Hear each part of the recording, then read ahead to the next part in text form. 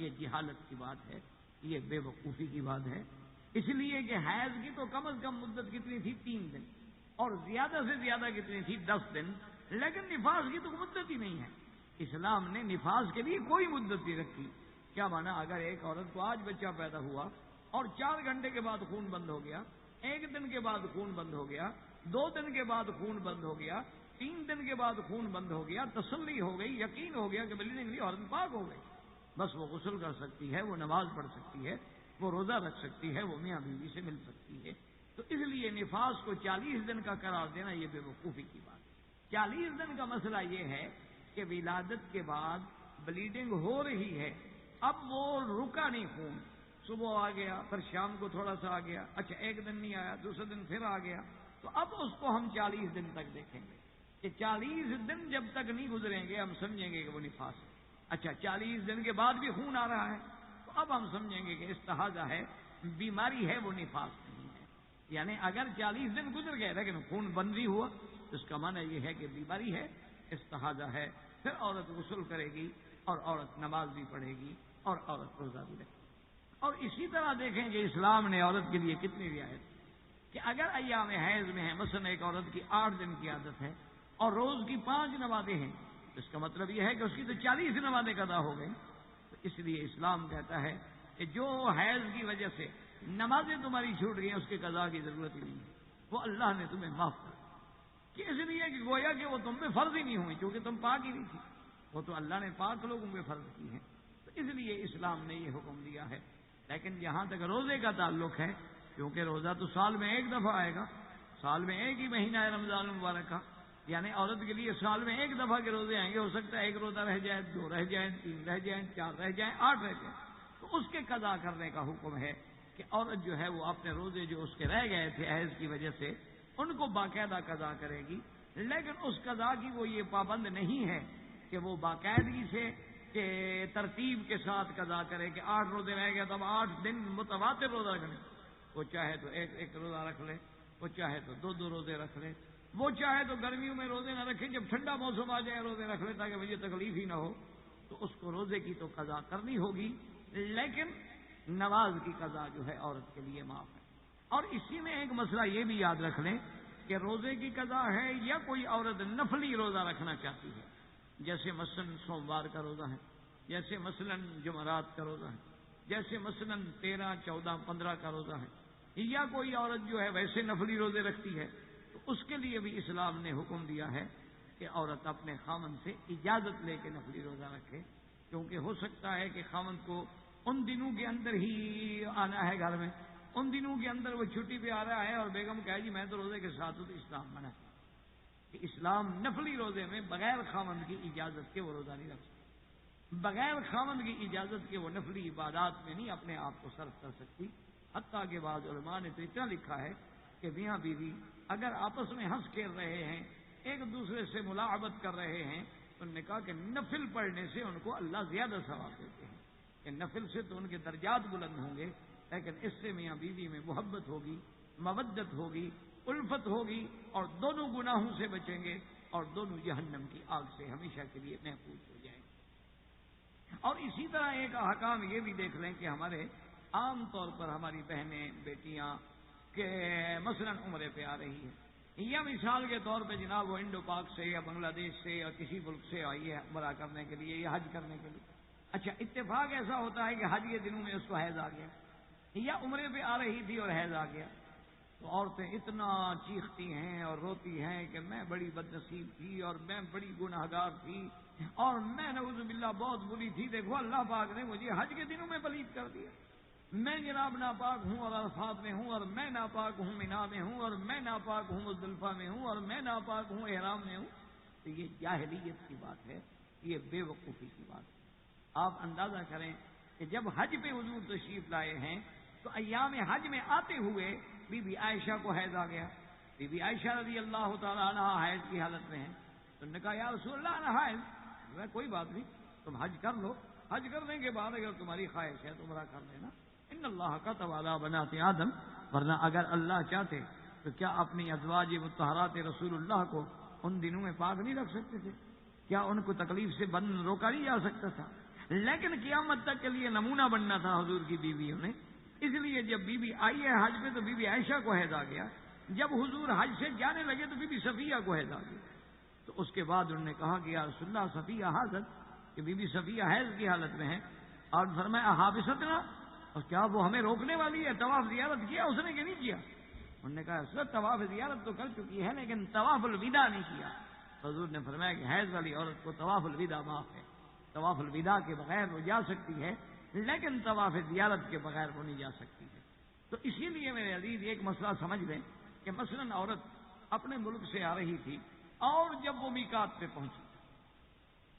میقات کا کیا معنی ہے کہ اگر آپ بمبئی سے یا دہلی سے یا کراچی سے یا ڈھاکہ سے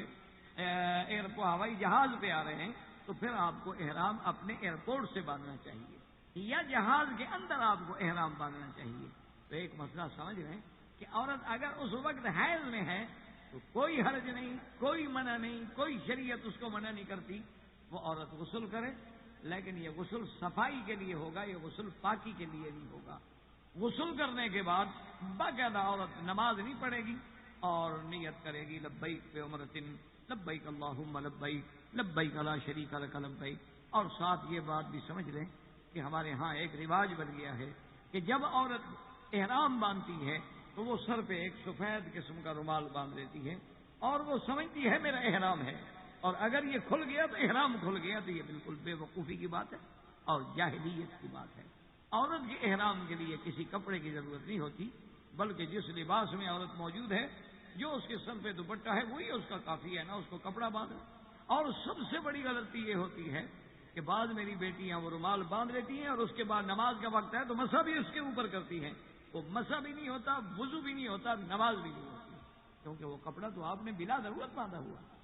اگر خدا نہ خواستہ کسی عورت نے اپنے بالوں کو چھپانے کے لیے یا میرے بال بلا وجہ نہ گرے نہ اڑے کپڑا باندھ لیا ہے تو پھر وضو کے وقت میں وضو کے وقت میں اتارنا ہوگا، یا عورت نے پھر غسل کرنا ہے تو اتارنا ہوگا۔ یہ نہیں ہے کہ جی میں نے احرام باندھا ہوا۔ تو حالت حیض میں عورت احرام باندھ سکتی ہے، وہ مکے میں آ سکتی ہے، لیکن مسجد الحرام میں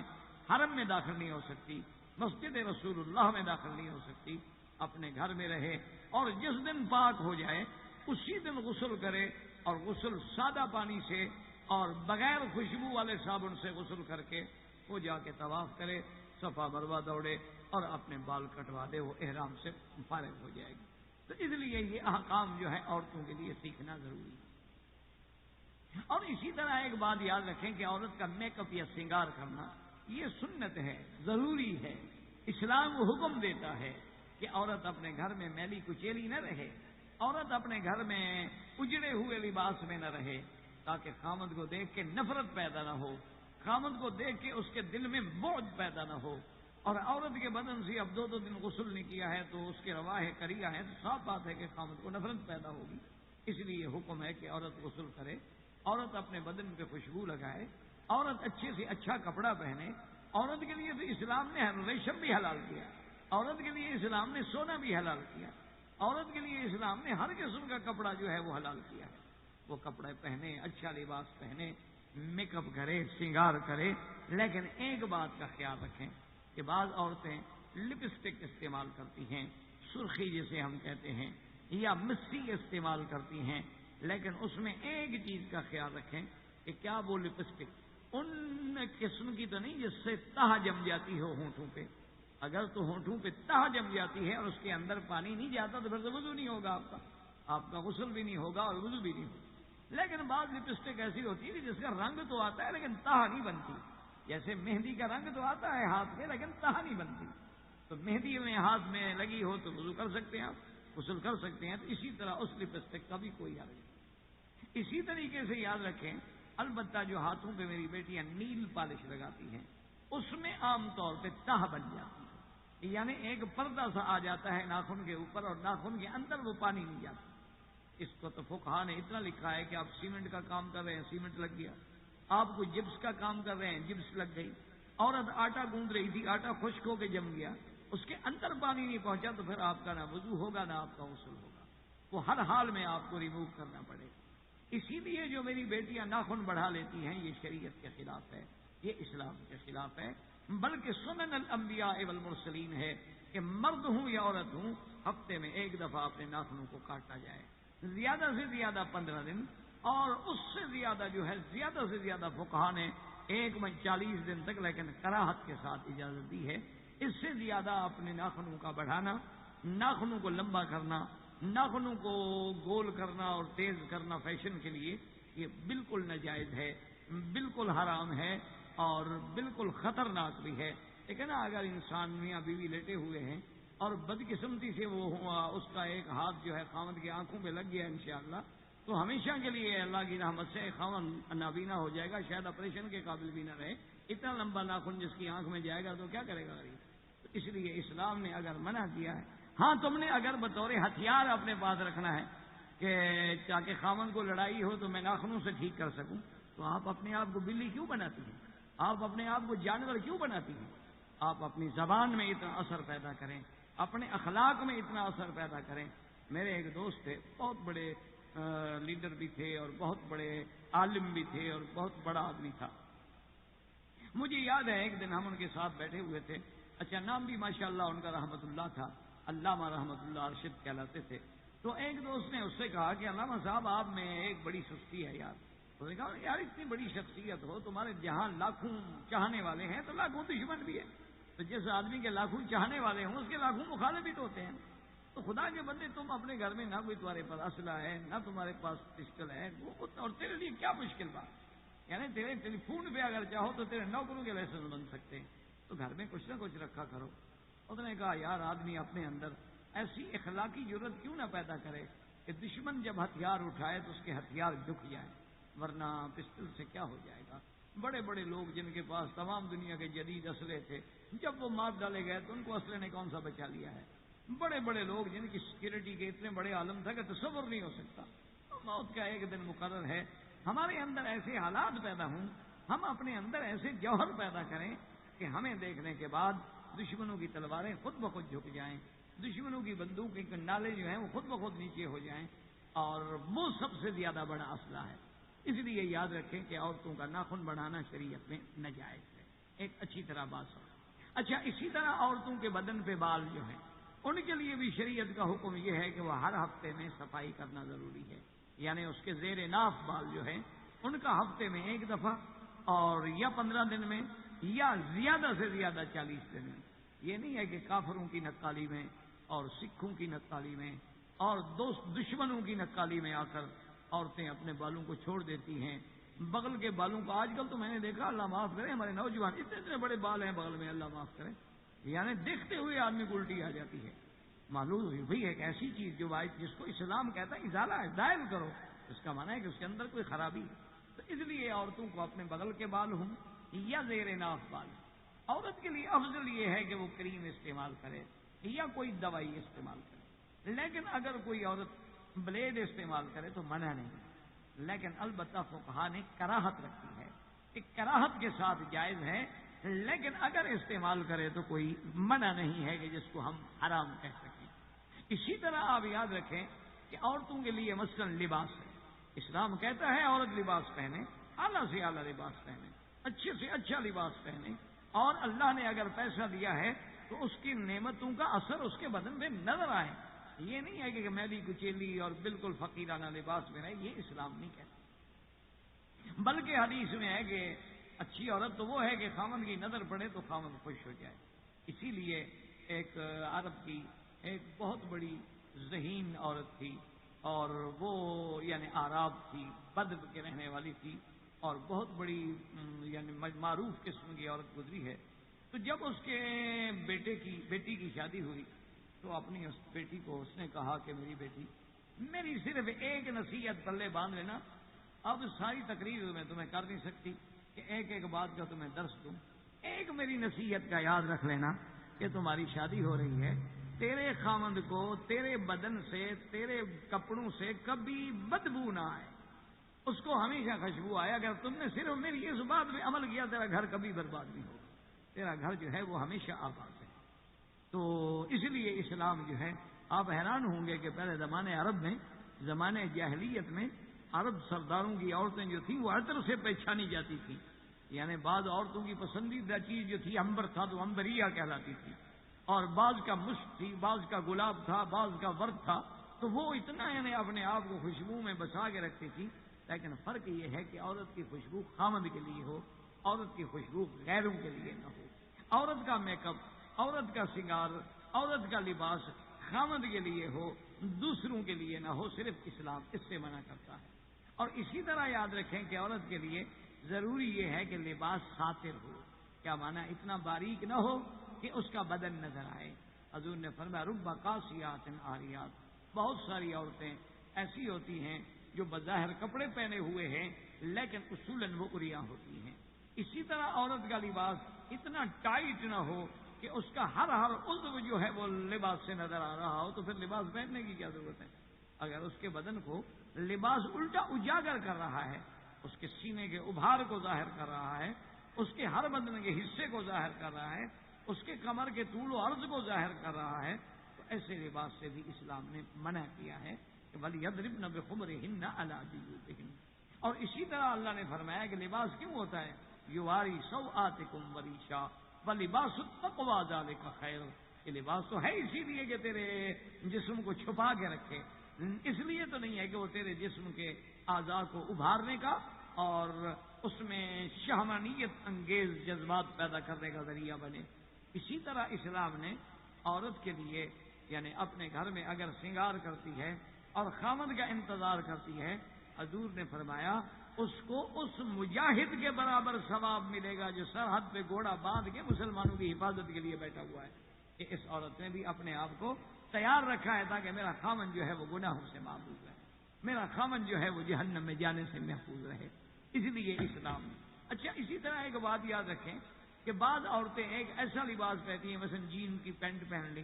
اوپر جو ہے ہاف سلیو کا شرٹ پہن لیا، تو یہ تشبہ بالرجال ہے. اس لیے اللہ نے حرام کیا ہے عورت کے لیے کہ کوئی عورت پینٹ نہیں پہن سکتی، یا کوئی عورت نکر،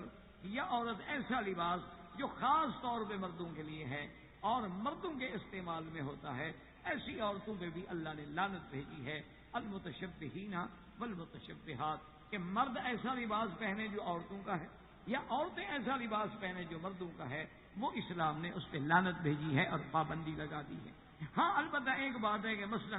ایک بعض عورتیں جو ہیں وہ اونچی ایڑی کے جوتے استعمال کرتی ہیں، تو اس کی فقہا نے اجازت لکھی ہے کیونکہ وہ مرد استعمال نہیں کرتے. ایک واضح بات ہے مانا وہ ہوتی ہے عورتوں کے لیے. تو اگر کوئی چیز عورتیں استعمال کرتی ہیں تو اس کے استعمال کرنے میں حرج کوئی نہیں، لیکن اس میں کوئی شک نہیں کہ یہ جتنے نئے فیشن ہیں نا، یعنی ابھی میں چند دن ہوئے نا، ابھی آپ کا جب وہ امریکہ میں اور یورپ میں وہ بجلی کا جب بریک ڈاؤن ہوا، تو اس میں اخباروں میں پڑھ رہا تھا کہ بعض لوگ تھے نا جی 20ویں منزل پہ، بعض تھے 30ویں منزل پہ، بعض تھے 12ویں منزل پہ. اب جن لڑکیوں کے پاؤں میں جناب وہ جوتے تھے نا اونچی ہیل والے، ان کا تو جنازہ نکل گیا، وہاں جلوس نکل گیا بیچاری. کہ اب 20 منزلیں چڑھنا ہو ایڑی والے چوٹی کو اپنے جوتے کے ساتھ، پھر وہ ہاتھ میں پکڑے ہوئے تھے اور جناب جا رہی تھی آرام سے. اور جوتے قیمتی تھے، پھینک بھی نہیں سکتی تھی. جوتے مہنگے ہوں کون پھینکے گا؟ وہ اگر بالی کے ہوں، چرچل کے ہوں، مارکوس کے ہوں تو کون پھینک سکتا ہے؟ تو 800 ریال سے شروع ہوتے ہیں. تو اس کے بعد ہاں اگر یہ عام ہمارے ہوں جیسے ہمارے ملکوں میں چلتے ہیں، یہ تو شاید پھینک بھی دیتی بیچاری، لیکن وہ قیمتی جوتے کیسے پھینک؟ اچھا، اس کا ایک نقصان تو یہ ہوا وہ جناب ٹک ٹک کرتے بیچاری جو ہے وہ اوپر چڑھ نہیں سکتی. اچھا، جو اوپر تھی وہ اتر نہیں سکتی، اترنے تو شاید گر نہ جائیں، جو کہ وہ تو ایڑی اتنی اونچی ہے جناب، وہ تو پہلے سے اس کا پاؤں. تو یہ سارے فیشن جو ہیں یہ صرف اپنے آپ کو عذاب میں ڈالنے والی چیزیں ہیں، یہ اپنے آپ کو پریشان کرنے والی چیزیں. اچھا، اسی طرح انڈو پاک میں ساڑی کا استعمال ہوتا ہے، ساڑیاں بھی استعمال ہوتی ہیں، لیکن اس کے لیے فقہا نے یہ شرط رکھی ہے کہ ساڑی اس طرح نہ باندھی جائے کہ آدھا پیٹ ظاہر ہو، ورنہ اصل تو ساڑی آج کل اسی کو کہا جاتا ہے نا، ورنہ پھر ساڑی باندھنے کا کیا فائدہ؟ آدھی پشت بھی ظاہر ہو اور آدھا پیٹ بھی ظاہر ہو، تب پتہ لگے نا کہ یہ ساڑی والی عورت ہے. ورنہ اگر ساڑی باندھے اور بدن پورا چھپا ہوا ہو تو ساڑی بھی ایک ساتر لباس ہے کہ باقاعدہ سر پہ بھی آئے گی، باقاعدہ پاؤں تک بھی ہوگی. لیکن اگر آپ نے اس کو اس لیے باندھا ہے کہ آپ کا سینہ نظر آئے، آپ کا پیٹ نظر آئے، آپ کی کمر نظر آئے، اور ساڑی اتنی باریک ہے کہ اس کے نیچے جو آپ نے شمیز پہنی ہوئی ہے اس کا رنگ نظر آئے، تو ایسی ساڑی باندھنے کو اسلام منع. اسلام صرف یہ اجازت دیتا ہے کہ آپ کا ہر لباس جو ہے وہ ساتر ہو، بدن کو ڈھانپنے والا ہو، تمہاری عزت کا باعث ہو، تمہاری عظمت کا باعث ہو. تمہارے بدن کی حفاظت کا باعث ہو، تو اسلام نے ان احکام میں عورت کے لیے بہت احکام ہیں اور ان کی بے حد تفصیل ہے اللہ تبارک و تعالی. اور اس کے لیے میں یہ کہوں گا کہ آج کل اللہ کا شکر ہے بہت ساری کتابیں ہیں، جیسے تحفہ خواتین ہے، تحفہ نساء ہے، اسی طرح بہشتی زیور ہے، اسی طرح اور کئی کتابیں ہیں مختلف علماء کی اور مختلف مسلک کی. یعنی اگر کوئی شافعیہ ہے، اگر کوئی حنفیہ ہے، اگر کوئی مالکیہ ہے، اگر کوئی حنبلی ہے، تو ہر مذہب میں ماشاءاللہ کتابیں ہیں. فقہ الزواج ہے اور اسی طرح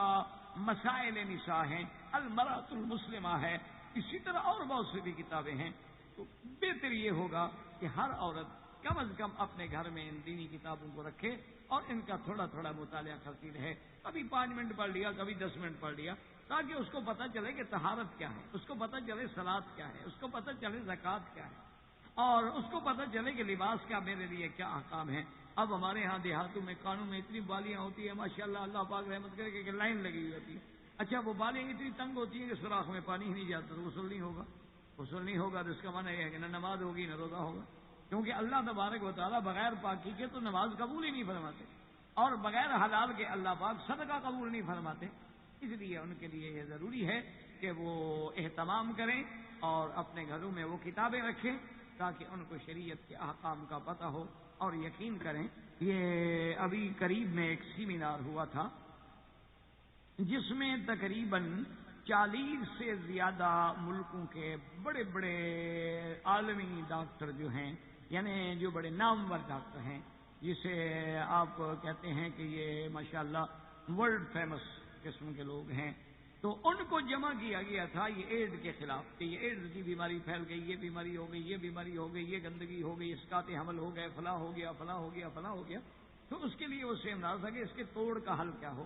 آپ حیران ہوں گے کہ ان کے تجاویز کا خلاصہ یہ نکلتا ہے کہ جو اسلام نے احکام رکھے ہیں طہارت کے، اگر مرد اور عورت اس پہ عمل کریں تو انشاءاللہ وہ ان بیماریوں سے محفوظ رہیں گے. کہ اسلام کے جو احکام ہیں، اسلام کے جو فرائض ہیں، اسلام میں جو نظافت ہے، اسلام میں جو طہارت ہے، کہ اسلام نے یہ نہیں کہ ہم نے پاک، ہمارا تو ایمان کا حصہ ہے. ہمارے لیے صرف نظافت نہیں ہے غسل کرنا، ہمارے لیے ہاتھ دھونا صرف نظافت نہیں بلکہ ایمان کا حصہ ہے. تو نظافت جو ہے وہ ایمان سے ہے. حتیٰ کہ مسواک جو ہے اس کے بارے میں حضور نے 2 لفظ فرمائے ہیں اور وہ کتنے جامع ہیں. فرمایا مطہرۃ للفم ومرضات للرب، تیرے منہ کو پاک کرنے والا اور تیرے رب کو راضی کرنے والا. کہ جب تو پاک منہ سے پاک ذات کا نام لے گا تو اللہ راضی ہوگا. اللہ آپ پر بھی مجھ پہ بھی راضی ہو. وآخر دعوانا ان الحمد للہ رب العالمین وصلی اللہ تعالی علی خیر خلقہ سیدنا محمد وعلی آلہ واصحابہ اجمعین. احباب کرام، اس کے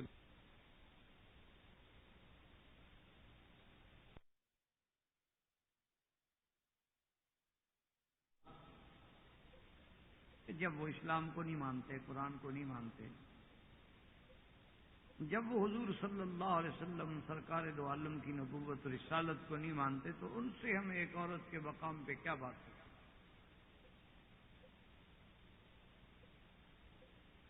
ہماری بات ان لوگوں سے ہے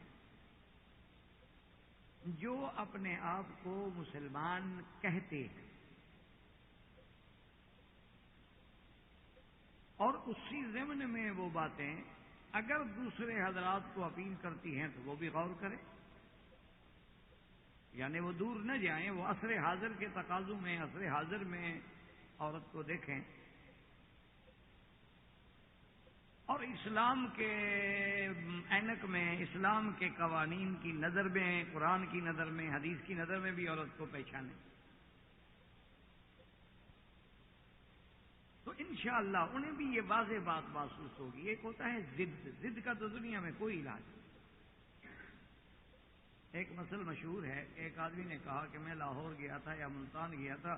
اور میں نے سب کو جھوٹا کر دیا. لوگ حیران ہوئے بھی، ملتان میں یا لاہور میں تو اتنے ہزاروں لوگ رہتے ہوں گے، ایک بندے نے سب کو کیسے جھوٹا کر دیا؟ انہوں نے کہا کہ بھائی تم نے کیسے جھوٹا کر دیا؟ انہوں نے کہا میں کسی کی نہیں مانتا تھا، وہ جو بات کہتے تھے میں کہتا تھا غلط ہے، لہذا سارا ملتان جھوٹا ہو گیا. اب اگر دماغ میں یہ بات بیٹھی ہو